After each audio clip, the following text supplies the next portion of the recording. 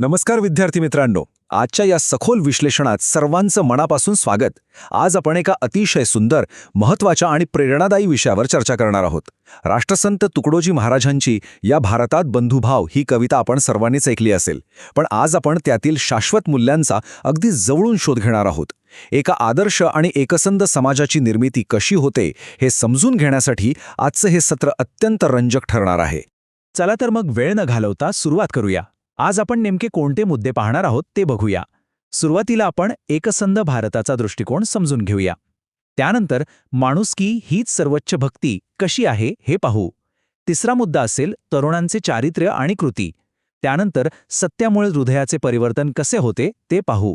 आणि शेवटी सर्वात महत्त्वाचं म्हणजे या सर्व मोठ्या विचारांचा आपल्या दैनंदिन जीवनात कसा सराव करायचा यावर आपण लक्ष केंद्रित करणार आहोत। या भारतात बंधुभाव नित्य वसुदे, देवर्षी असादे, ही ओळ नुसती वाचली तरी अंगावर काटा येतो नाही का? मित्रांनो, ही फक्त एक कविता नाहीये, तर ही एका संताने मनापासून केलेली अत्यंत प्रामाणिक प्रार्थना आहे। विचार करा, तुकडोजी महाराज देवाकडे स्वतःसाठी काहीच मागत नाहीत, न संपत्ती न ऐशाराम। ते थेट संपूर्ण देशाच्या कल्याणासाठी आपल्या सर्वांमध्ये कायमस्वरूपी बंधुभाव राहावा म्हणून साकडे घालत आहेत। खऱ्या संताची हीच तर ओळख असते। आता आपला पहिला मुद्दा पाहूया, एकसंध भारताचा दृष्टिकोन। जरा डोळे मिटून कल्पना करा, एक असा समाज जिथे सगळे लोक गुण्यागोविंदाने राहतायत, जिथे कसलाही भेदभाव नाहीये, एक परिपूर्ण आणि शांततापूर्ण समाज। कसा असेल ते दृश्य? आणि समाजातील दुफळी आणि एकता यात किती मोठा फरक आहे हे आपल्याला इथे स्पष्ट दिसतंय। एका बाजूला बघा, जिथे संपत्तीवरून धर्मावरून लोकांमध्ये सतत दुरावा निर्माण होतोय, हे वास्तव किती निराशाजनक वाटतं ना। आणि दुसरीकडे तुकडोजी महाराजांनी पाहिलेलं आशेचं स्वप्न आहे, जिथे गरीब, श्रीमंत, हिंदू, मुस्लिम, ख्रिश्चन सगळेजण आपापले मतभेद विसरून एकाच मनाने आणि अगदी आनंदाने एकत्र राहतायत। हाच तर त्यांच्या या दृष्टिकोनाचा खरा गाभा आहे। पण मित्रांनो, हे सगळं फक्त विचार करून साध्य होणार नाहीये बरं का। त्यासाठी सक्रिय सहभागाची गरज आहे। म्हणजेच काय, तर समाजातले जातीभेद पूर्णपणे विसरून जाणे आवश्यक आहे। आपण सर्वांनी एकत्र येऊन एकमेकांच्या कल्याणासाठी सामुदायिक प्रार्थना केली पाहिजे। जेव्हा समाज असा एक दिलाने एकत्र येतो ना, तेव्हा जगातली कोणतीही भीती किंवा कोणतंही मोठं संकट आपोआप नष्ट होतं। हे अगदी 100% खरं आहे। आता आपण दुसऱ्या आणि अत्यंत महत्त्वाच्या टप्प्याकडे वळूया, माणुसकी हीच सर्वोच्च भक्ती। आजच्या जगात खऱ्या भक्तीचा नेमका अर्थ काय हे आजच्या पिढीने समजून घेणं खूप गरजेचं झालंय। बघा, इथे माणुसकीची एक अतिशय सुंदर व्याख्या सांगितली आहे। महाराज अगदी ठामपणे सांगतात की मानवता हाच जगातला सर्वात मोठा धर्म आहे। जेव्हा समाजातील प्रत्येक घटकाला हे उमजतं की माणुसकी हीच खरी भक्ती आहे, तेव्हा माझा धर्म मोठा की तुझा हे वादच उरत नाहीत, ना धर्मावरून भांडण्याची गरज भासते।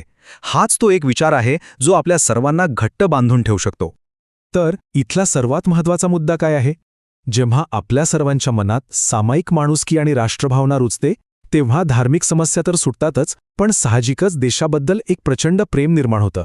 आणि विचार करा, जेव्हा देशावर आणि समाजावर असं अपार प्रेम असतं, तेव्हा कोणीही देशाचं नुकसान होईल असं कृत्य करणारच नाही। मग तो आपला शाळेचा वर्ग असो किंवा आपला मोठा समाज। एकमेकांबद्दलची करुणा हाच आपल्याला जोडणारा सर्वात मोठा दुवा आहे।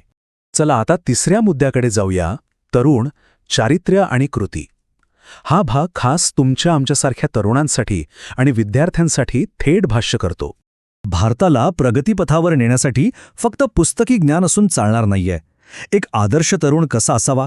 तो प्रचंड उद्योगी आणि कष्टाळू तर असावाच, पण त्याहीपेक्षा महत्त्वाचं म्हणजे तो शीलवान असावा। म्हणजेच काय, तर त्याचं चारित्र्य अत्यंत शुद्ध आणि भक्कम असावं। शिक्षणाला जेव्हा अशा मजबूत नैतिक चारित्र्याची जोड मिळते ना, तेव्हाच ती व्यक्ती खऱ्या अर्थाने राष्ट्राशी एकनिष्ठ राहू शकते। कारण मित्रांनो, देशाचं संपूर्ण भवितव्य हे खऱ्या अर्थाने आजच्या तरुण पिढीच्या हाती आहे।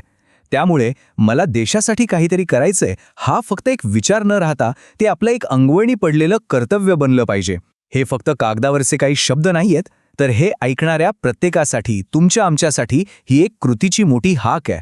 आता वळूया चौथ्या भागाकडे, सत्याने हृदयाचे परिवर्तन। समाजात नेहमीच सगळं काही चांगलं आणि आदर्श असतं असं नाही, पण अशावेळी या मजबूत नैतिक मूल्यांचा वापर करून जगातील नकारात्मकता कशी दूर करता येईल ते आपण पाहूया। आणि इथला विचार खरंच खूप क्रांतिकारी आहे। समाजात असे काही दुष्ट प्रवृत्तीचे आणि निंदक लोक असतात जे नेहमी इतरांचं नुकसानच करत असतात। पण महाराज त्यांना नुसती शिक्षा करण्याबद्दल बोलत नाहीत, तर त्यांच्याही मनात सत्य आणि न्याय वसू दे अशी प्रार्थना ते करतात. किती सखोल आशावाद आहे हा. जर अशा चुकीच्या मार्गावर असणाऱ्यांचं मन सत्याने बदललं तर जगातल्या वाईट गोष्टी आपोआपच थांबतील ना. हा दृष्टिकोन खरंच विचार करायला लावणार आहे. पण हे सगळं साध्य करण्यासाठी आपल्या सर्वांना एकत्र यावं लागेल. समाजातल्या ज्या खोलवर रुजलेल्या जातीभेदाच्या आणि अस्पृश्यतेसारख्या वाईट रूढी आहेत त्या मुळापासून नष्ट करण्यासाठी सर्वांनी एकजुटीने काम केलं पाहिजे. हा एक सामूहिक लढा आहे मित्रांनो, जो आपल्याला प्रेमाने आणि एकमेकांना समजून घेऊन जिंकायचा आहे. आणि आता आपण आलो आहोत आपल्या विश्लेषणाच्या 5व्या आणि अंतिम टप्प्यावर, दैनंदिन जीवनात एकतेचा सराव. आतापर्यंत आपण जे काही मोठे आणि महान विचार पाहिले ते आपण रोजच्या जीवनात, आपल्या शाळेत आणि घरात कसे अंमलात आणू शकतो त्यावर आता लक्ष केंद्रित करूया. तर हे सगळं प्रत्यक्षात कसं उतरेल? अगदी साध्या साध्या कृतींमधून. आपण शाळेत असताना रोजच्या वागण्यातून माणुसकी जपू शकतो. जसं की कोणालाही त्यांच्या पार्श्वभूमीवरून न पारखता सर्वांशी मैत्री करणं, शाळेत आपला डबा मित्रांसोबत वाटून खाणं, जर कोणाला कोणी चिडवत असेल तर त्याच्या पाठीशी ठामपणे उभं राहणं आणि शाळेतल्या कर्मचाऱ्यांपासून ते शिक्षकांपर्यंत सर्वांचा समान आदर करणं.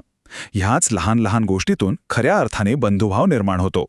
शाळेतून हीच दयाळूपणाची मूल्य जेव्हा आपण आपल्या घरात घेऊन जातो तेव्हा काय चमत्कार होतो बघा. घरातली भीती, तणाव नष्ट होतो आणि जेव्हा घरातील सगळे एकमेकांशी आदराने आणि प्रेमाने वागू लागतात तेव्हा आपलं स्वतःचं घर हे खऱ्या अर्थाने एखाद्या स्वर्गासारखं सुंदर आणि शांत ठिकाणी रूपांतरित होतं. आता ह्या एका प्रश्नावर जरा शांतपणे विचार करूया. आपण शाळेत किंवा वर्गात यावर नक्कीच चर्चा करू शकतो. आपल्या कुटुंबात, घरातल्या प्रत्येक सदस्याला, मग ते वयाने कितीही लहान असोत किंवा मोठे, खरंच समान वागणूक मिळते का? त्यांचा आदर राखला जातो का? सर्वांना समान वागणूक मिळावी म्हणून आपण स्वतः काय प्रयत्न करू शकतो यावर चिंतन करणं खरंच खूप गरजेचं आहे.